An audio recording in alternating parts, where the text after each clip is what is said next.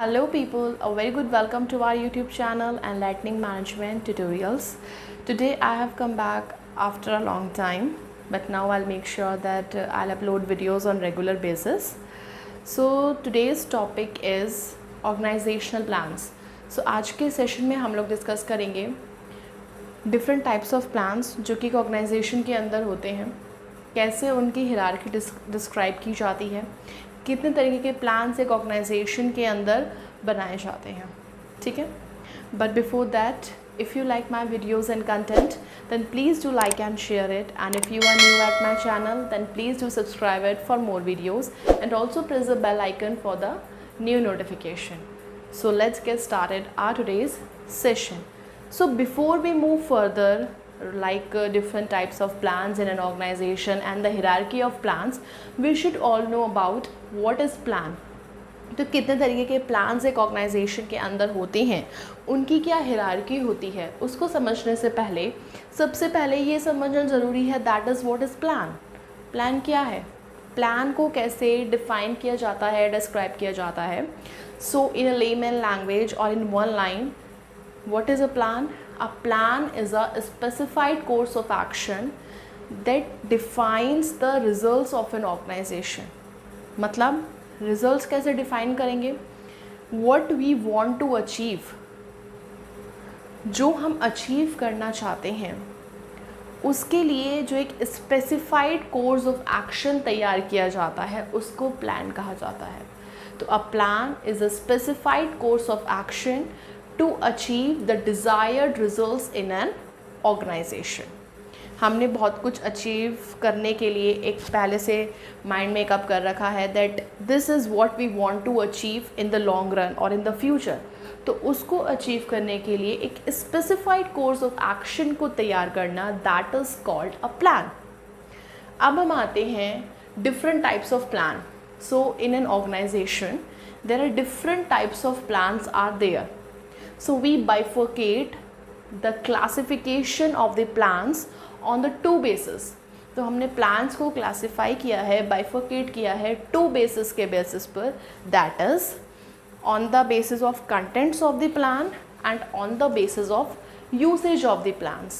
So on the basis of contents of the plans, we have two types of plans, that is strategic plans and the operational plans.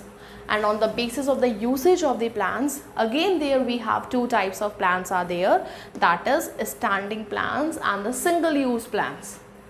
Contents of the basis के ऊपर और usage of the basis के ऊपर हमारे पास चार तरीके के plans होते हैं एक ऑर्गेनाइजेशन के अंदर.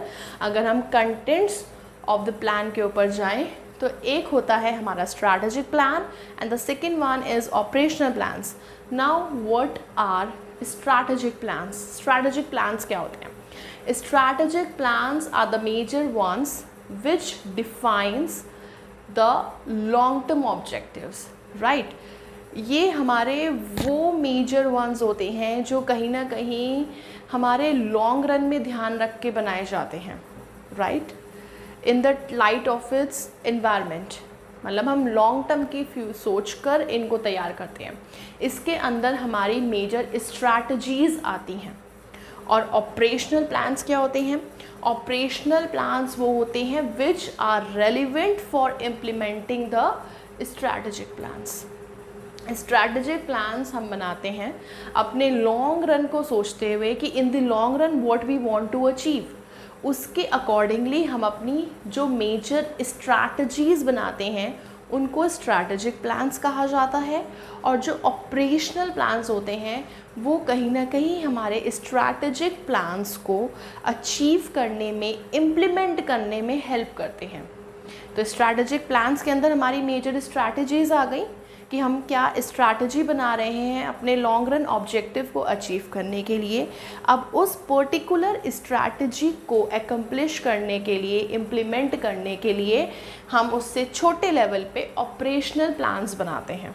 All right, so operational plans are those which are relevant for implementing those major strategies that are developed in the strategic plans. All right, now we come towards the usage of the plans.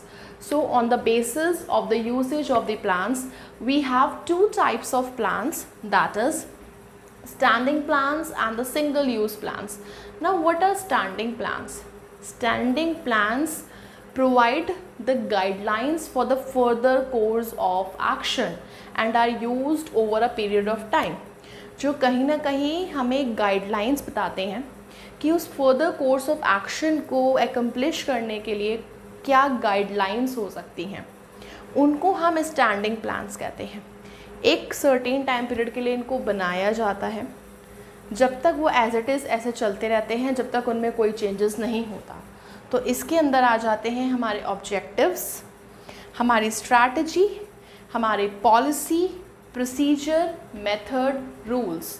ये सारे हमारे standing plans हैं जो कहीं ना कहीं हमें guideline दे रहे हैं ना for the further course of action, कि हमें आगे जो अपना कोर्स ऑफ एक्शन जो भी हमें अडॉप्ट करना है, अचीव करना है, उसके लिए क्या गाइडलाइंस हैं. तो those which provide guidelines for the further course of action that are standing plans. Now what is single use plans?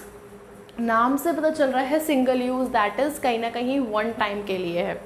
तो single use plans are those which are relevant for a certain time period, which are made for a certain time period, and after the lapse of that time period they again demolished और उनको फिर से बनाया जाता है अगले time period के लिए.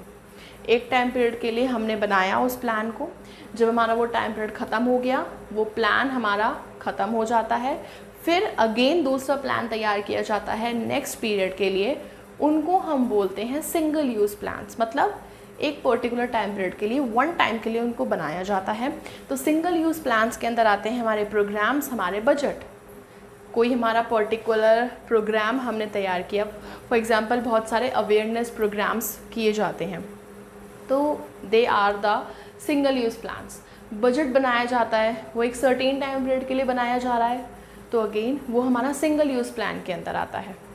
सो ये हमारा बाइफर्केशन था, डिफरेंट टाइप्स ऑफ प्लान्स जो कि एक ऑर्गेनाइजेशन के अंदर बनाए जाते हैं. डिपेंड करता है कि वेदर द ऑर्गेनाइजेशन और आर बिजनेस और कंपनी इज़ बिग और स्मॉल. तो जितनी ज़्यादा बड़ी कंपनी होगी, जितनी ज़्यादा बड़ी हमारी ऑर्गेनाइजेशन, हमारा बिजनेस होगा, उतने ही लेवल्स पे, अलग अलग लेवल पे अलग अलग तरीके के प्लान्स बनाए जाते हैं.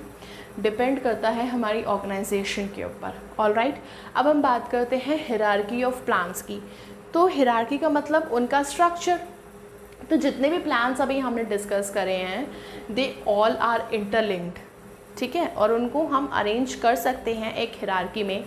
हिरार्की में अरेंज करने का मतलब है कि एक हायर ऑर्डर प्लान से हम लोअर ऑर्डर प्लान को निकाल सकते हैं, और कहीं ना कहीं जो लोअर ऑर्डर प्लान है वो हमारी हेल्प करता है to achieve the objectives of the higher order plan. For example operational plans. Operational plans कहीं ना कहीं हमारी हेल्प करते हैं ना स्ट्रैटेजिक प्लान्स को अचीव करने में. और वैसे ही स्टैंडिंग प्लान से हमारे सिंगल यूज़ प्लान निकल कर आए, तो हायर ऑर्डर प्लान से हमारा लोअर ऑर्डर प्लान निकल कर आता है. अगर हम रिवर्स डायरेक्शन की बात करें तो कहीं ना कहीं जो लोअर ऑर्डर प्लान्स हैं they helps in attaining the objectives of the higher order plan. So जो बेसिक स्ट्रक्चर, जो बेसिक हिरार्की होती है हमारे टाइप्स ऑफ प्लान्स की, तो सबसे पहले आता है हमारा objective. At the top most level we have an objective, कि हमारी ऑर्गेनाइजेशन का ऑब्जेक्टिव क्या है, what we want to achieve in the future और in the long run. Objective के अंदर हमारी आती है, फिर उसके अंडर आती है हमारी स्ट्रैटेजी.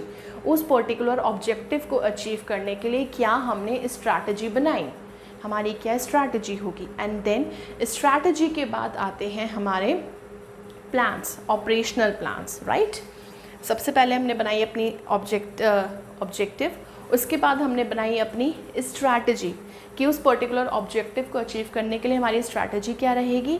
और फिर उसके अंडर आते हैं हमारे ऑपरेशनल प्लान्स, जिसके अंदर for non repetitive activities and for the repetitive activities we have standing plans and the single use plans. तो जितने भी हमारी नॉन रेपिटेटिव एक्टिविटीज़ होंगी उनके लिए हमारे standing plans are there, and the non repetitive activities we have single use plans. So I hope सबको clear हो गया.